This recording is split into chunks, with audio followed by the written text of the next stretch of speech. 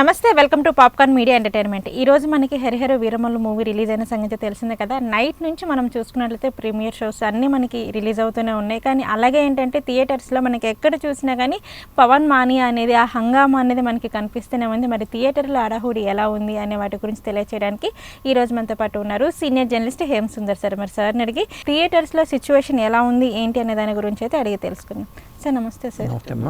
Sir మనకి నిన్న రాత్రి నుంచి చూసుకున్నట్లయితే మొత్తం ఎక్కడ చూసినా కానీ ఒక హడావుడి ఇలా కనిపిస్తూ ఉంది. ఎందుకంటే మనకి హరిహర వీరమల్లు మూవీ అసలైతే రిలీజ్ డేట్ ఈరోజు జూలై 24th, కాకపోతే ఏంటంటే మనకి జూలై 23rd నుంచే స్టార్ట్ అయింది అదంతా. సో మరి థియేటర్స్ దగ్గర పరిస్థితి ఎలా ఉంది అంటారు సార్? అంటే రాత్రే ప్రీమియర్ షోలు స్టార్ట్ అయినాయి కాబట్టి 9:30, 9:40కి అన్నారు వాళ్ళు. కానీ కొద్దిగా లేట్ అయింది టెక్నికల్ ప్రాబ్లమ్స్ వల్ల. ఓవర్సీస్ మార్కెట్లో కూడా లేట్గా వెళ్ళింది. సెకండ్ హాఫ్లో కొన్ని చిన్న చిన్న కరెక్షన్స్ చేసుకుని చేయటం వల్ల లేట్ అయిందట. మొత్తం మీద సినిమా నిడివైతే 160 నిమిషాలు నిడివైతే ఉంది. థియేటర్ దగ్గర హడావుడి చూస్తే థియేటర్లో జనం రావట్లేదు అన్నారు కదా. అది చూస్తే రాత్రి చూస్తే ఆ జనం చూస్తుంటే నిజంగా ఇదే అడగాలనిపించింది సార్. మనం లాస్ట్ టైం చాలా వీడియోస్ చేసాం మూవీస్ మీద. సార్ థియేటర్స్ చాలా సైలెంట్ అయిపోయాయి, కలకల్లాడట్లేదు. ఒకప్పుడు థియేటర్స్ అంటే ఎంత కలకల్లాడేవి సార్ అని చెప్పేసి బండి పార్క్ చేయాలంటే ఇబ్బంది అయింది. ఆ జనం ఆ హడావుడి, లోపలికి గెలువ చేయట్లేదు, టైం అవుతుందో పక్క వెళ్ళి టెన్షను, లోపలికి గెలువ చేయట్లా, వీళ్ళందరూ తోసుకుంటే ఏంటి పరిస్థితి. నా చిన్నప్పుడు రోజులు గుర్తొచ్చినాయి. ఎందుకంటే నా చిన్నప్పుడు ఎన్టీ రామారావు గారి సినిమాలు, అక్కినేని నాగేశ్వరరావు గారి సినిమాలు కానీ ఆ రోజులు అప్పట్లో ఆ సినిమాలు రిలీజ్ అయితే ఆ థియేటర్ దగ్గర ఉండి ఎట్లా హడావుడి ఉంటుందో అలాంటి హడావుడి మాత్రం థియేటర్లో కనిపించింది. నేను లక్ష్మీగళ థియేటర్లో సినిమా చూశాను రాత్రి. సినిమా లేట్గా స్టార్ట్ అయినా కానీ అన్ని థియేటర్లోనూ ఫోన్లు వచ్చింది నాకు. కొంతమంది వేరే థియేటర్లో ఫోన్ చేసిన వాళ్ళు మీకు స్టార్ట్ అయిందా అంటూ ఫోన్లు చేస్తున్నారు. లేట్ అవుతుందంట, కొన్ని టెక్నికల్ ప్రాబ్లమ్స్ ఉన్నాయంట, ఇలాంటి సమాచారం అంతా వచ్చింది రాత్రి. అది చూస్తే మాత్రం మళ్ళీ ఏం చేశారంటే వాళ్ళు ప్రీమియర్ షోలు ఫస్ట్ కొన్ని వదిలేరు ఆన్లైన్ బుకింగ్కి, తర్వాత మిగతా థియేటర్లు కూడా వదిలేశారు. అంటే రిలీజ్ 24 అన్నారు కానీ రాత్రే రిలీజ్ అయినట్టు లెక్క, 23లో రిలీజ్ అయినట్టు లెక్క. ఎందుకంటే అన్ని థియేటర్లు దాదాపు ఆల్మోస్ట్ అన్ని థియేటర్లోనూ వీళ్ళు ప్రీమియర్ షోలు పడిపోయినాయి, నైట్ షోలు పడిపోయినాయి. 11 గంటలకి 12 గంటలకు షోలు వేశారు. థియేటర్స్ ఎన్ని ఇచ్చారు సార్ బెనిఫిట్ షోకి? అదే థియేటర్లో ఒక సిస్టమేటిక్గా ఉండలా. ఇప్పుడు కొన్ని వదిలేరు, ఫస్ట్ ఒక 5 వదిలేరు, ఆ తర్వాత ఇంకొక 2-3 వదిలేరు, తర్వాత ఇంకొక అట్ట వదులుకుంటూ రాత్రి 11-12 గంటల వరకు చాలా షోలు పడిపోయినాయి రాత్రి. అవును. కాబట్టి ప్రీమియర్ షోలకి రేట్లు కూడా దగ్గర ₹700 రేట్లు పెట్టాల్సి వచ్చింది. కాబట్టి కలెక్షన్స్ పరంగా రాత్రి షోలకి అన్నిటికీ చాలా ఒక రికార్డు స్థాయి కలెక్షన్స్ వచ్చే అవకాశం అయితే ఉంది. అంటే బెనిఫిట్ షోలోనే ఆల్మోస్ట్ ఒక హాఫ్ కలెక్షన్ వచ్చే ఛాన్సెస్ ఉన్నాయంటారు. మరి అంతేగా, ₹700 ₹200 టికెట్ అలా ₹700 పెట్టి కొన్నామంటే ఖచ్చితంగా అది ఒక రికార్డు స్థాయి కలెక్షన్స్.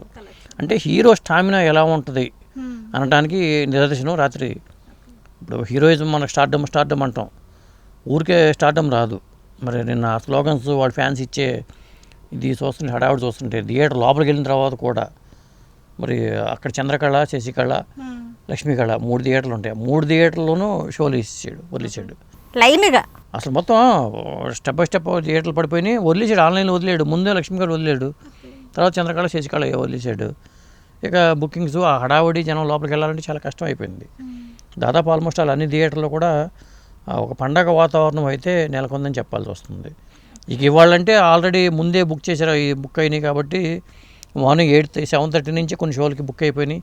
24వ తారీఖు ఇవాళ చాలా షోలు పడుతున్నాయి. దీని ప్రకారం చూసుకుంటే నాకు తెలిసి ఓవరాల్గా ఒక 70-80 కోట్లు అయితే ఫస్ట్ డే కలెక్షన్స్ వచ్చే అవకాశం అయితే ఉంది. సరే, ఇంకా అలాగే చూసుకున్నట్లయితే కొన్ని థియేటర్స్ మనం చూసుకున్నట్లయితే కొంచెం సెక్యూరిటీగా పెట్టుకున్నారనమాట. బౌన్సర్లను పెట్టుకోవడము, లైక్ మనకి ఫర్ సపోజ్ ఏ థియేటర్ ఎందుకు సార్, సంజయ్ థియేటర్ మనం చూసుకున్నట్లయితే లైక్ కొంచెం ముళ్ళ కంచె పెట్టడము, బౌన్సర్ని పెట్టుకోవడం ఇట్లాంటివి జరిగింది సార్. ఎందుకలా అంటే లాస్ట్ టైం మరి పుష్ప 2 విషయంలో ఏం జరిగిందో మనం చూసాం. ఆ తొక్కిసలు అట్లా మరి ప్రాణాలు కోల్పోవడం కూడా జరిగింది. నిజంగా రాత్రి నేను చూసిన థియేటర్ చూస్తే అదే పరిస్థితి ఏర్పడుతుందని చెప్పి నేను దూరంగా నుంచున్నా. ఎందుకన్నా మంచిది, మరి తొక్కేస్తారు, అప్పుడు ఇబ్బంది కదా. మరి అంత జనాలు వచ్చేసేసారు సార్, విపరీతంగా వచ్చారు జనాలు. అంటే క్రేజ్, ఆయన 2 సంవత్సరాల సినిమాలు లేవు. ఒకటి సినిమా మీద వారం రోజుల క్రితం అయితే అంత బజ్ లేదు. 5 ఏళ్ళ నుంచి 6 ఏళ్ళ సినిమా తీస్తున్నారు కదా, ఏముంటుంది లేని ఒక బజ్ లేదు. పవన్ కళ్యాణ్ గారు వచ్చి ఫీల్డ్లోకి వచ్చి ఆయన ప్రెస్ మీట్లు పెట్టడం కానీ, ఇక్కడ ప్రీ రిలీజ్ ఈవెంట్ ఇక్కడ జరగటం, వైజాగ్లో ఈవెంట్ జరగడం, ఇవన్నీ చూసిన తర్వాత ఆటోమేటిక్గా సినిమా మీద బజ్ క్రియేట్ అయింది. ఓకే సార్, ఇంకొకటి ఏంటంటే సార్ అడగాలి అనుకుంది, ఈ మూవీ అనేది 5 years నుంచి తీశారు సార్.